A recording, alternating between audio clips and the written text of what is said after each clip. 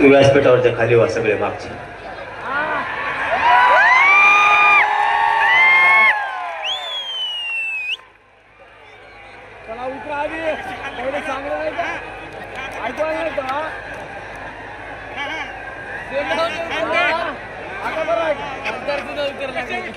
हिंदवी स्वराज्याचे संस्थापक राजे छत्रपती शिवराय, राजमाता मासाहेब जिजाऊ, धर्मवीर छत्रपती संभाजीराजे, महाराष्ट्राची धाकटी पंढरी श्री क्षेत्र नगद नारायणगडाच्या चरणी त्रिवार नतमस्तक होतो. आपल्या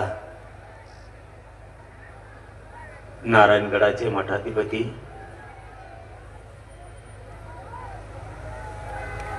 प्रेमवंती गुरुवर्य शिवाजी बाबाजी यांच्या चरणी नतमस्तक होतो. बंकट स्वामी मठाचे मठाधिपती महंत गुरुवर्य श्री लक्ष्मणजी बाबा मेंगडे यांच्या चरणी नतमस्तक होतो.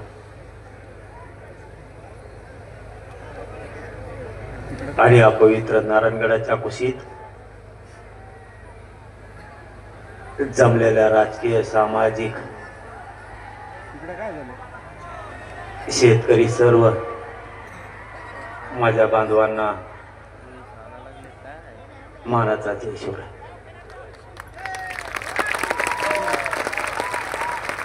आणि विराट संख्येनं जमलेल्या माझ्या तमाम मराठा बांधवांना माझ्या मानाचा जय शिवराय.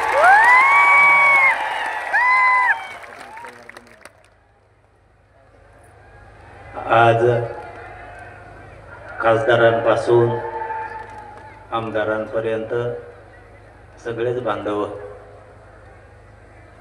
या पवित्र नारायणगडाच्या कुशीत येऊन तुम्ही तुमचं मोठेपण सिद्ध केलं, त्याबद्दल तुमचं सगळ्यात अगोदर धन्यवाद. मला मायबापावर त्रास होतो बोला. आपला गड नगद आहे म्हणून ताकद मिळते. जशी मला मिळाली तशी माझ्या शेतकऱ्याला पण मिळाली. लय वेदना आहेत, शरीरात लय त्रास आहे. मी तुम्हाला ही गोष्ट सांगितली होती, आठवत असलीत बघा.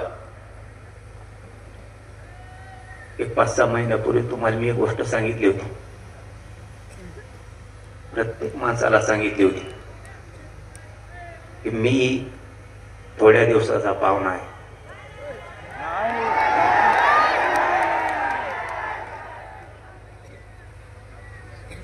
आणि आपण मुंबईला जायची हाक दिली, कारण मी एक गोष्ट तुम्हाला सांगितली होती, शेवटी शरीर हे काही सांगता येत नाही. माझ्या गरिबाच्या लेकराचं मला आयुष्याचं कल्याण करू द्या, मुंबईला चला. कारण मी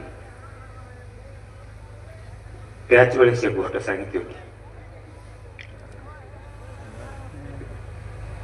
मी आहे तोपर्यंत माझ्या समाजाच्या लेकराला आरक्षण दिलेलं मला बघायचं. माग कुणी हटवू नका, कुणी माग सरकू नका, अशी संधी पुन्हा सोडू नका, हे मी तुम्हाला सांगितलं होतं. तुम्ही आता साथ दिली तर माझ्या समाजाच्या लेकराबाळाचं मी आयुष्याचं कल्याण करू शकतो. आणि तुम्ही मुंबईला साथ दिली आणि 75 वर्षात लढाई जिंकलेली मराठ्यांनी, GR घेऊन मराठ्यांनी लढाई जिंकली. आता आता मला चिंता नाही. मी आता थोड्या दिवसाचा पाहुणा असो किंवा लई दिवसाचा, मला त्याची चिंता राहील नाही आता. कारण जे जीवनात येऊन जे सिद्ध करायचं होतं ते मी केलंय.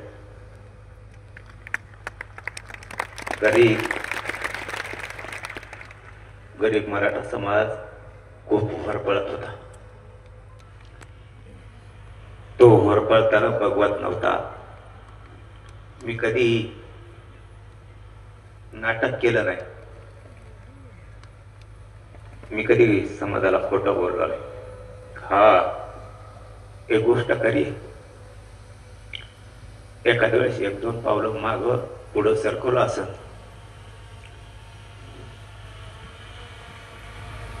एखाद्या आधी चूक झाली पण असं, पण मला दिसत होत समाज लय तरपडतोय. लेकीवाळी पोरं बाळ जर मोठे करायचे असले तर शेती बरोबर त्याला आरक्षणाचा आधार देणं गरजेचं आहे. आणि रात्रंदिवस तुटून पडलो.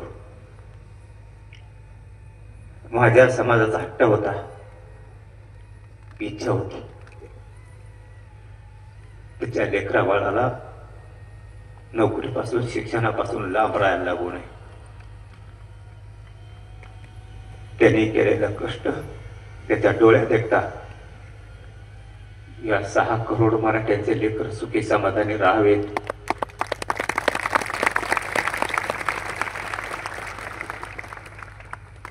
कधी शांत बसलो नाही.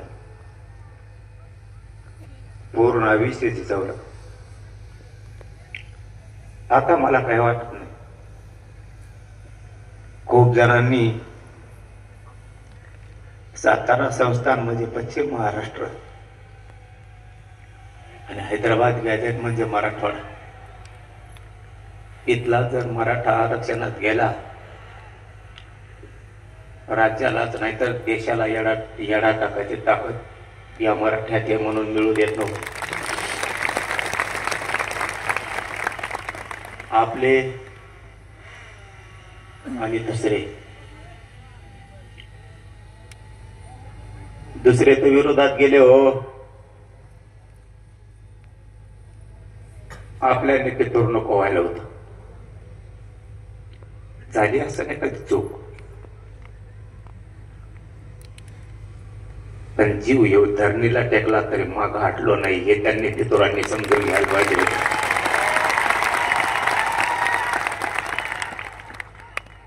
लढणारा मी आहे, लढणारा माझा समाज आहे. तुम्हाला ऐकून तुमच्या रक्ताशी गद्दारी करून जर मी मोठा झालो असतो मग तुम्ही आमफितुरी करायला पाहिजे होती. तुमचं रक्त आमचं असून सुद्धा इतकं भेसळ रक्तासारखं तुम्ही कसं वागलात हे मात्र मराठ्याला नाही कळालं. आमच्या सोबत तर नाहीच, पण मिळालंय त्याच्या सुद्धा समाधान व्यक्त करू देत नाही. तुम्हाला आयुष्यात काही देता नाही आलं. एक सांगू का, 45 वर्षाची लढाई जे काहीच करता नाही आलं यांना, पांढरे कपडे घातले आणि मोठ्या गाड्यात हिंडले, फक्त टीव्हीवरती बोलले आणि पुस्तकं वाचले, याच्यातच यांनी यांचं मोठेपण आणि मर्दानगी गाजवली. समाजाला यांना काय देता नाही आलं. मी आणि माझ्या गरीब मराठ्यांनी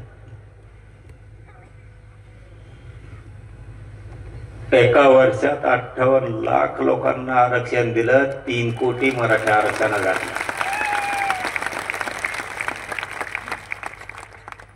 मी आणि माझ्या गरीब मराठ्यांनी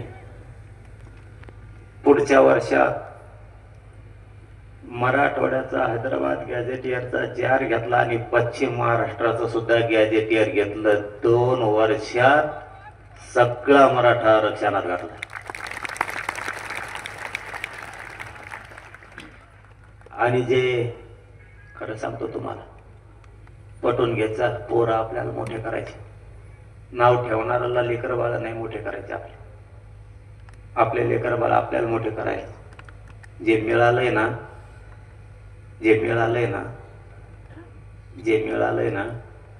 ते पण खूप मिळालंय.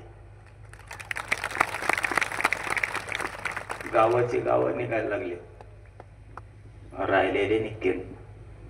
समाधानी रातचा उताळ वागायचं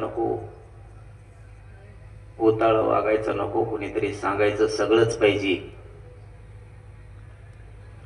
आपल्याला मग लोक सगळे मिळून द्यायनात आणि थोडं थोडं पण मिळून द्यायना. मी आणि माझा समाज आम्ही बरोबर आमच्या पद्धतीला जाऊन डावत टाकून सगळ्यांच्या मुंडक्यावर पाय दिले. थोडं हुशारीने चला, खाताना विचार करा गरम आहे का गार झालाय. नको बरं, समाज डुबल असं वागायला नको. आपण दसरा मेळाव्याला जमतो, सभाला जमतो, आंतरवालीत जमतो, मुंबईत जमतो, मजा म्हणून नाही. सांगितलेला तुम्ही विचार सांगितलेला मी जपून ठेवायचा आणि मी सांगितलेला तुम्ही जपून ठेवायचा, तरच मोठे होत नाही तर काय अर्थ नाही.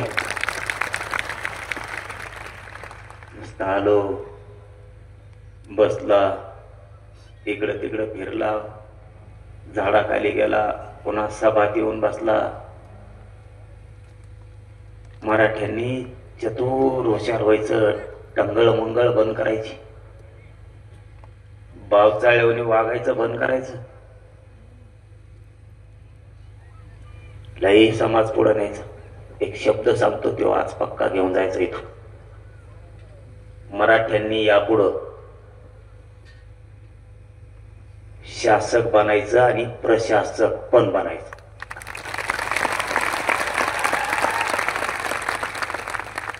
मराठ्यांनी डोकं लावून हुशारीनं शासक बना, प्रशासक बनवा. शासक जर बनला कोणाला मागायची गरज नाही पडणार. शेतात काम करता करता, घरात काम करता करता, व्यवसाय करता करता, शेतीचं काम करताना, नोकऱ्या करताना शासक बनायचं डोक्यात राहू दे.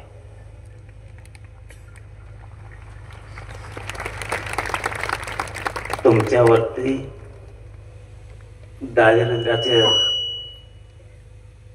दारिद्र्याचा आलेला गंज जर काढायचा असला, तुम्हाला शासक बनावं लागणार आहे. कुणी डोक्यावर हात फिरेला, कुणी हातात हात दिला, कुणी चहा पाजेला म्हणून आपण मोठे नाही होणार. या दसऱ्याच्या निमित्तानं सांगतो, जातीला सांभाळायचं असलं, जातीच्या अडचणी दूर करायच्या असल्या तर तुम्हाला शासक बनावं लागेल. आणि प्रशासकही बनावं लागेल. प्रशासनात एवढी ताकद आहे, दादा जरी असला तरी हात जोडून प्रशासनासमोर उभं राहावं लागतं.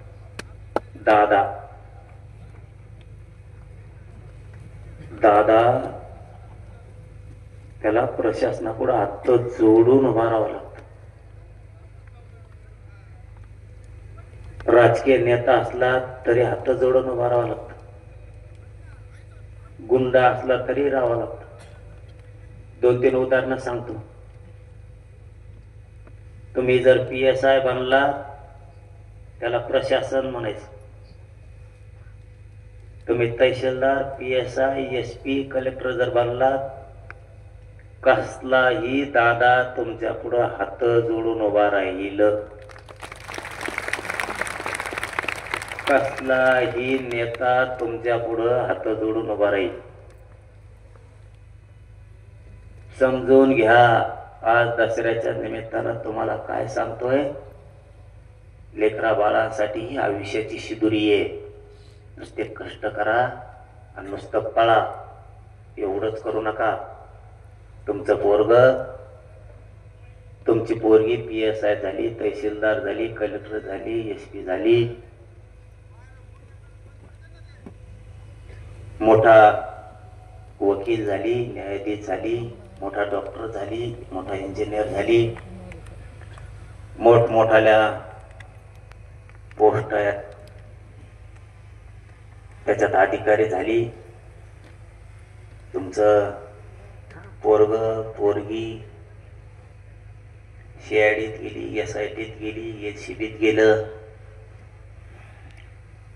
प्रत्येक क्षेत्रात जर आपलं लेकरू गेलं ना, तर या गरीब समाजाला बसायला आधार होईन. ऑफिस एखादं बसायला आधार. सगळे बोगस लोक जाऊन बसलेत तिथं, बोगस आरक्षण घेतलेले, बोगस.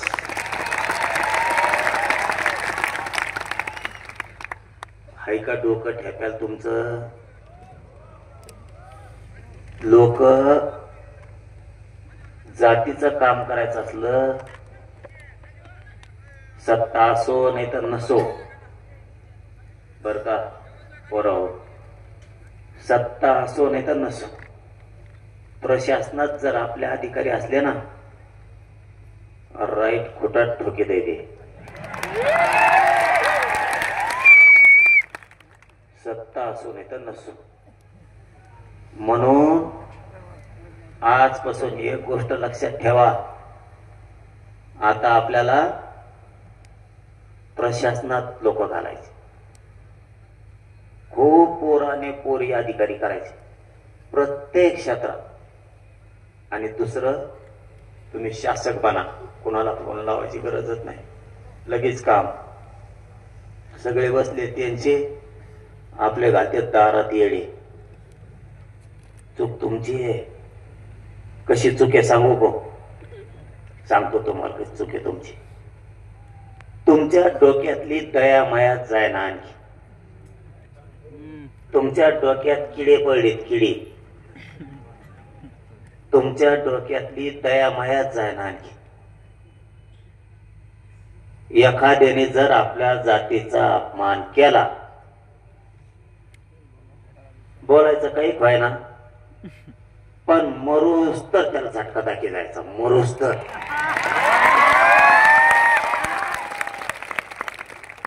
त्याला म्हणायचं जातवान मराठ्यांची अस्सल अवलाद. त्याला वाटलं पाहिजे संगत हिंडत हे माय झालं.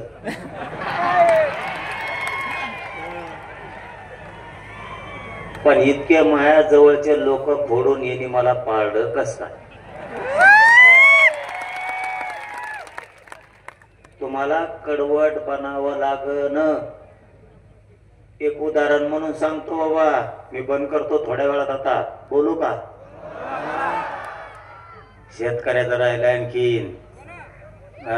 नारायणगड देशातला ऐतिहासिक दसरा मेळावा असा आहे की त्यांनी शेतकऱ्यासाठी लढ्याचे निर्णय घेतले. ते पहिला दसरा मेळावा आहे.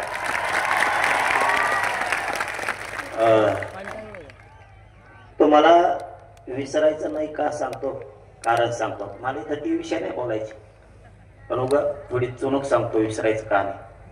हे काय करते, निवडणुकीच्या आधी थोडा आपल्याला डवची देत आणि डवचिलं की मी तिकडून उत्तर देतो आणि मी उत्तर दिलं की 3 ते 4 महिने गप्प बसते. त्याचा अर्थ समजून घ्या. दिले नका म्हणू त्याला, नीट काय बोलतोय ते आहे का. ते तिकडून असं एक शब्द आपल्या काळजाला लागन असा बोलते, जसा की गुलामीचं गॅजेट म्हणणारे माकड, अवलादी. ज्या भिकार अवलादी गुलामीचं गॅजेट म्हणायचं आणि 3-4 महिने गप बसायचं. मी काय सांगतो नीट ऐका. ते एकटच नाही, असे जे जे बोलते त्यांच्याबद्दल सांगतो. तुम्ही ना किडे पडेल डोक्यातले जाळून टाका. 1,000 काय बर. आता मी सांगितलं मग त्याला उत्तर, आमचं गुलामीचं गॅजेट हे. मग इंग्रज काय तुमच्या घरात राहत होता का?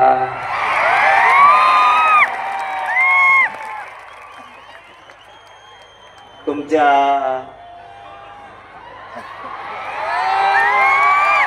परिवारातला आहे का?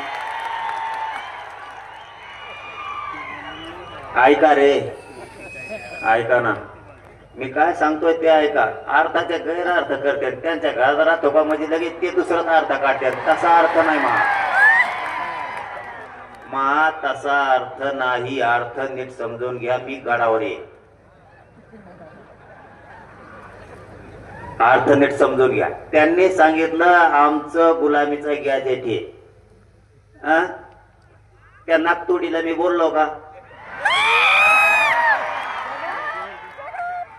नाही बोललो. कोणाला बोट लावायची गरज आहे का? आणि मग मग मी बोट सुरू केल्यावर त्याच्यासाठी लोकांच्या लेकरा बाळाला तुच्छ लेखायचं नाही. तुम्हाला त्याचा अर्थ कळतो का? गुलामीचं गॅजेट आपल्याला लागू केलं म्हणजे गॅजेट गुलामीचं होतं, म्हणजे आपले लेकर सुद्धा गुलाम समजता. खरे हराम करो तुम्ही आमचे. आमचे जे जे त्या पक्षात काम करतात तिच्या संघ काम करतात, त्या मराठ्याच्या पायदाशी कोण कोण आहेत? हे मराठ्याच्या पायदाशी हो. तुमची खास पायदाशी आहे ना तुमची, तर तुमच्या पोराला तुमच्या जातीला गुलामीची अवलाद म्हणलंय. करतो का प्रचार झकमाऱ्या? अरे 10-5 लाखाच्या कामासाठी कवरसाठी तुरे स्वाभिमान जागा ठेवरे. तो जातीला घाण बोललं गेलं, घाण. तुझ्या जे जे तिथं त्या पक्षात तिच्या सोबत काम करतात त्यांच्यासाठी सांगतोय. खास तुमच्या अवलाद जर मराठीची असली ना आता, तर तुमच्या मराठीच्या लेकराला गुलाम म्हणलंय, गुलाम. मग आपली जर गुलामीचे पैदाशे असं जर त्यांचं म्हणणं आहे, तर मराठ्यांनी तिथं कशाला झक मारायला काम करता? तुमचा स्वाभिमान जागा हो द्या ना. अरे गेलं राजकीय करिअर खड्ड्यात, गेलं 10-5 रुपयाचं काम काढी लावीत. असं जातवाद मिश्या पिळणाऱ्याची अवलाद आहे. कशाला कोणाच्या पायाखाली काम करता, पाया चाटून. आता त्यांनी काय सांगितलं? गुलामीचं गॅजेट कशाला लागू करता? मोगाचा प्रश्न अर्धवट राहिला आणि तुम्ही तिसरं जोडीता म्हणून सांगतो. मग आता आमचं गुलामीचं गॅजेट हे निजामचं. बर ठीक. मग इंग्रज काय तुमच्या परिवारात राहत होता का घरात राहत होता? त्याचं कारण काय? तुमचा परिवारातला आहे का त्यो? निजाम आमच्या परिवारातला नाही म्हणून गुलामीच.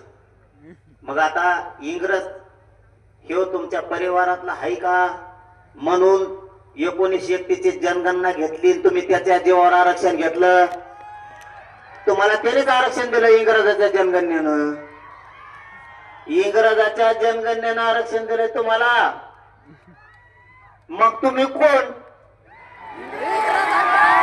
असं आम्ही म्हणायचं का? म्हणलो नाही, म्हणलो नाही. आपण तुमच्यासारखे बिघडलेल्या रक्ताचे नाही. म्हणलो नाही, म्हणणार नाही. म्हणायचं का असं म्हणलो नाही. तुम्ही डायरेक्ट म्हणले आम्हाला, पण आम्ही म्हणायचं का म्हणलो. बर, याच्या पुढे जाऊन आम्ही असं म्हणलो का की बाबा आमचं गुलामीचं गॅजेट हे. मग तिकडं राजस्थानला अकबर बादशाहकडून पळून आलात आणि इकडं तुम्ही निजामाची चाकरी करायला लागलात. आम्ही असं म्हणायचं का म्हणलो नाही का? म्हणलो नाही. भेद भेद नसतो. किशानपणा शिकायचा नाही. गप बसलेलो आहेत म्हणून गप आहेत. तुम्ही फक्त फेसबुक व्हॉट्सअपला लिहू शकता. ज्या दिवशी सुरू होईल ना त्या दिवशी तुम्हाला कळेल. हो काही बोलता. माझ्याकडे नीट करायची ताकद आमच्या मराठ्यात आहे. काही बोलता. आम्ही म्हणलो का तुम्ही राजस्थानला होते तिकडं बादशाह अकबर होता आणि त्यांनी लय ठोकला दांडकीने तुम्हाला न पळून इकडं महाराष्ट्रात आला.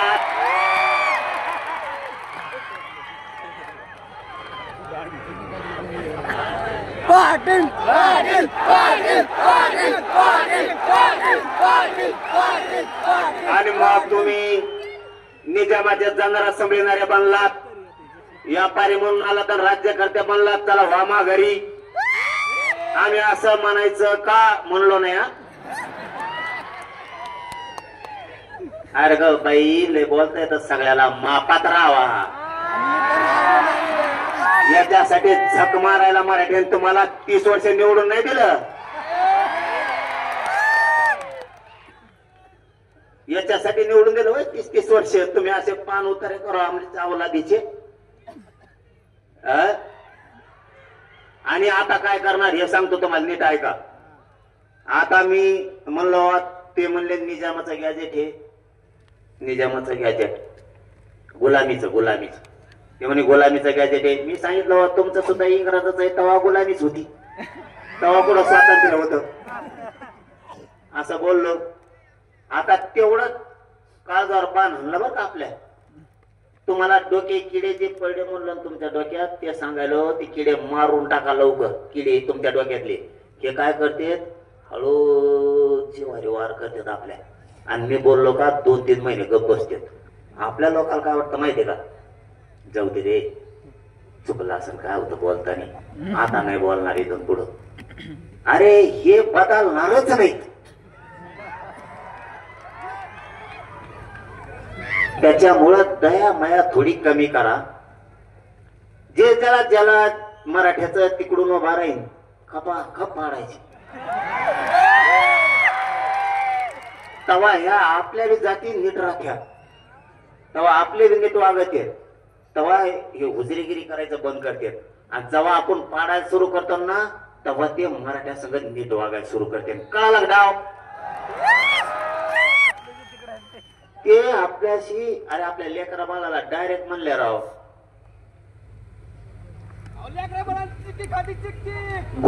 गुलामी.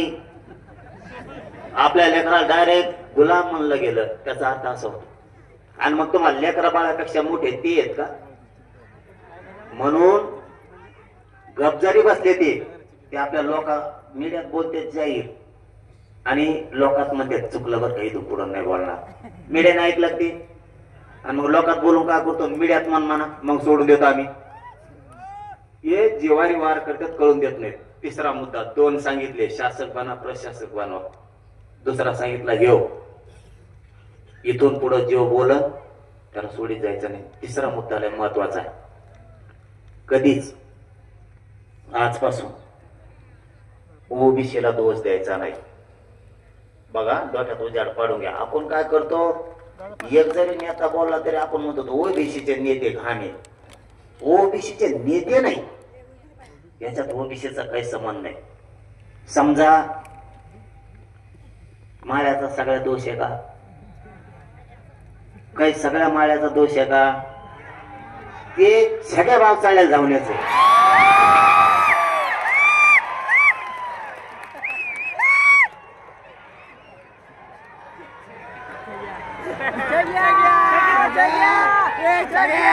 त्याला काय करायचं आता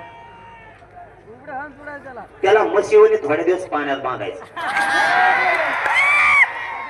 त्याला मी बांधितो थांबा तो मला नीट होऊन द्या रे मी नीट व्हायणार रे. शरीर मला साथ द्यायला नाही ते यांचा दुमटा काढायला मेले पक्का. लावले का नाही 150-200 कामाला लावले का नाही रे नुसते तज्ञाला घेऊन बसत येत. याला काय झालं त्याला काय झालं, ते कस का बसलं हे कस का बसलं, कुळातच कम घेतले बिगर कुळाचे कम घेतले, सगळं गॅजेटच कम लावलं, मग मराठीत आत गेले. आत नाही जातच का बाहेर तरी कवर होतो होय ना, बाहेर तो आता इथून पुढं ज्या जातीचा माणूस बोलन त्याला ओबीसीचा नेता नाही म्हणायचा. येथून पुढं एक ध्यानात घ्यायचा घडवून जाणाऱ्या प्रत्येक महाराष्ट्रातल्या माणसाने ओबीसीचा नेता बोलला ते काय करताय चाभऱ्यापणा, या तशी आपल्या डोक्यात आले. आमच्या ओबीसीवर अन्याय होता, मग आपण सगळ्या ओबीसीला बोलवतो का नाही? ओबीसीवर अन्याय नाही, याचे लाभार्थी थोडी जात आणि ह्यो दोनच धरून मागायला घालायचं. ओबीसी इथून पुढे बोलायचं नाही. समजा उदाहरणार्थ इथून पुढं, आता इथून पुढं लक्षात ठेवा, समजा आता थोड्या माळी आणि थोड्या माळ्याचा नेता छगन भुजबळ, बाकीच्या नेत्याने काही, बाकीच्या माळ्याने काही केलं का आपलं? उगाच उगाच सगळ्या चिंगरीतो आपण बी. छगन भुजबळ आणि त्याच्या लाभार्थी माळी तेवढीच जात, बाकीच्या माळी आपली. धनगराचा नेता आपल्या विरोधात बोलला, धनगराचा नेता आपल्या विरोधात बोलला, समजत आहे तुम्हाला मी काय बोलतोय? धनगराचा नेता आपल्या विरोधात बोलला, सगळ्या धनगराचा समान नाही. ते थोडं ते 10-5 त्याचे धनगराचे लाभार्थी आणि त्यो बाकीच्या धनगराला देणं घेणं नाही. त्यामुळे इथून पुढे जो जातीचा बोला ना त्याला त्याच्या जातीत तोलायचा, आता ओबीसीत तोलायचं नाही. म्हणजे बाकीच्या ओबीसीच्या बिचारे लवार कुंभार ढोवार काजी असते, धोबी परी नावी जेवढे जेवढे या उगाच उगाच गव्हासाठी किडे लागण्याच काम नाही. आणि सगळ्या ओबीसीचा फायदा 2-3 घेते, हे एक लक्षात ठेवा. एक आता चौथा मुद्दा सांगतो. आपल्याला 7-8 दिवसापूर्वी विखे पाटील साहेबांचा फोन आला आणि त्यांनी सांगितलं की बाबा तुम्ही दसऱ्याला आंदोलन डिक्लेअर करणार आहे हैदराबादच्या गॅजेटसाठी आणि सातारा संस्थांसाठी. मी नारायणगडातल्या सगळ्या बांधवाच्या साक्षीनं सांगतो,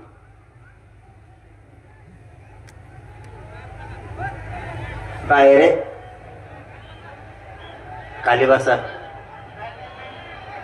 खाली बसा. काय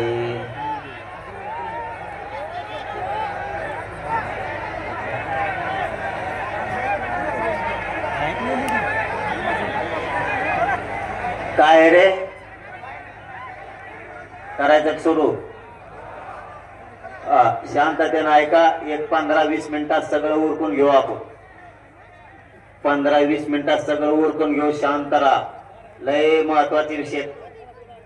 आणि मग विखे पाटील साहेबाचा फोन आला. शांत बसता का? नाही तर मला सांगा काय मी नीट करू शकतो, आणि दुसऱ्याचा जर असला तर घरात जाऊन नीट करू शकतो. माया नादी लागायचं नाही. तुम्ही 12 येत, आम्ही 14 येत. तसल्या भानगडीत पडायचं नाही. शांत शांत राहून द्यायचं. मराठ्याचा असल टाकली फिकली असली चलून दे थोडंफार. आणि दुसऱ्याचं जर कोणी असं वळवळ करत असं ना, घरात घुसवून हाणायची ताकद आमच्यात. घरात घुसवून लय सहन केला भाऊ, लय लोकांनी त्रास सहन केला. 75 वर्ष माया मराठ्याच्या. तुला काय सांगाव, कसल्याने यायचं आमच्या आईला घोडा लावून जायचं. बासरे त्याच्यासाठी जीवन नाही. तुमच्या हातात जे आहे ना तितकं धारदार आमच्या सुद्धा हातात आहे. तुमची जशी भाषा तसं आमची वागायची तयारी आहे. तुम्ही आमच्या लेकीबाळीला जगू देणार, तुम्ही आमच्या पोराला जगून देणार, तुम्ही आम्हाला आरक्षण घेऊ देणार, नोकऱ्या खाऊन देणार. माजलात का दादागिऱ्या करून? दादागिरी तुम्हाला वाटतं तुम्हाला दादागिरी? आमच्या दादागिरी नाही. आमच्या तुमच्या ताकद आमच्या पिट्टगडीला फिरून दगडा आपटायची तयारी. ते बाकीचे नाटक फक्त शिकायचं नाही. मला वाटतं नको समाज मोठा आहे, मागा लागला, आखाडणार नाही, म्हणून मी आपला गप गप गप गप घेतोय. हे बुळबुळ इतड भर फूट भर नाही तर, आणि बुळबुळ बुळबुळ बुळबुळ. आम्ही जाऊ द्या म्हणतो. आपला एखादा डोकं जरी फुटलं तरी आपण म्हणतो जाऊ द्या. त्यांना वाटलं भेट येत नाही.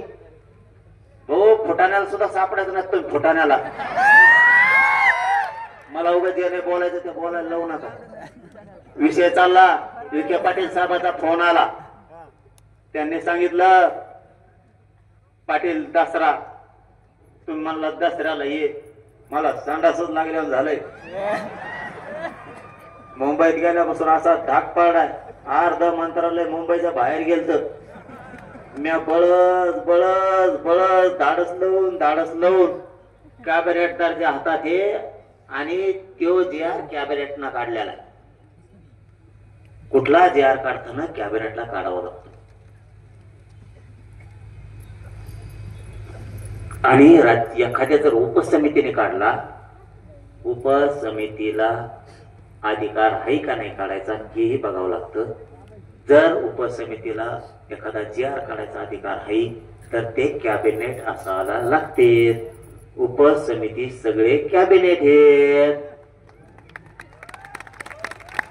त्यामुळं विखे पाटील साहेबांनी सांगितलं, पाटील गावागावातल्या समित्या नियमाच्या राहिल्या, थोडं शिबिर पण घ्यायचे राहिले, त्यांना सविस्तर सांगायचं. काही अधिकारीचं लक्षात येत आहे, काहीच येत नाही. म्हणलं ठीक आहे, खरं सांगा फक्त. म्हणलं मी मराठ्याला नारायणगडावर बोलत. ते म्हणले फक्त एक अतिवृष्टी JR प्रमाणे मराठ्यांना आरक्षण दिलं जाईल. ठीक आहे म्हणलं. मग म्हणू का मीडिया? ते म्हणले म्हणा. माझं असं म्हणणं आहे, आपण आता डिक्लेअर करणार होतो तर थांबू. महिना 15 दिवस जमन का? म्हणले ते गॅजेट प्रमाण देतो. आणि तुम्हाला काम सांगतो आता. ए कुंकड हिंडाता रे, आयला माय आता चाल्या रे. तुम्ही कुठं हिंडाता रे? कुठं चालले? काय याची नुकती केली तिकडं? काय वास यायला तुला? बाबानी नगद ईद नगद, नारायणगडावर नगद ये बोलता यायला लागला मला. मला चालता उठता येत नव्हतं. संभाजीनगर पासून डोळ्याला धारा होत्या माहीत थोडी तर. इथं लय शक्ती अपार बाबा. इथं सोपं नाही. इथं जर खोटं केलं ना, कार्यक्रम होतो भाऊ माणसाचा. इथं नगद ये, इथं लई येड्यावून करीत जाऊ नका. माय हात जोडून तुम्हाला विनंती आहे. गड म्हणला असं आपण म्हणायचं, हा बाबा तसंच. नगद आहे नगद. आणि आपली प्रतिष्ठान, आपली इज्जत आपणच वाढायची रे भावा. आपल्या गडाची इज्जत आपणच वाढायची. रुसायचं नाही, फुगायचं नाही. रुसलं तरी बाबाकडे यायचं, सांगायचं मी तुमच्यावर रुसलो. मग तुमचं पटलंच नाही, बाबाजवळ पायावर जायचं, बाबा सांगायचं मी रुसलो. आणि बाहेर जाताना म्हणायचं रुसा सोडून दिला. सोडून दिलं म्हणायचं मी दाटून रुसलो होतो. उलशी वागायचं शिका. वागावं लागल. सांगतो तुम्हाला. गॅजेटियर प्रमाणे द्यायला तयार आहे असं त्यांनी सांगितलं. तर तुम्हाला एक काम सांगतो, तेवढं करा.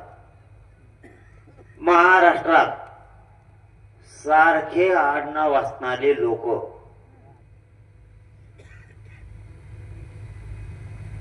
महाराष्ट्रात सारखं आडनाव असणारे लोक म्हणजे महाराष्ट्रात तुमच्या आडनावासारखं कोणाकडेही कुणबी प्रमाणपत्र जर निघालं असलं तर त्याचं शपथपत्र घेऊन मराठवाड्यातल्या लोकांनी अर्ज दाखल करा. नुसतं बोंबलू नका. आरक्षण नाही, काम करा. पुन्हा एकदा सांगतो, नीट ध्यान द्या. ए मागचे काय गुळगुळ करता रे? हालू नका. काय उपयोग मुंबईला जाऊन? काय बाया बाया मुंबईला तुमचं आता काय सांगावं तुम्हाला.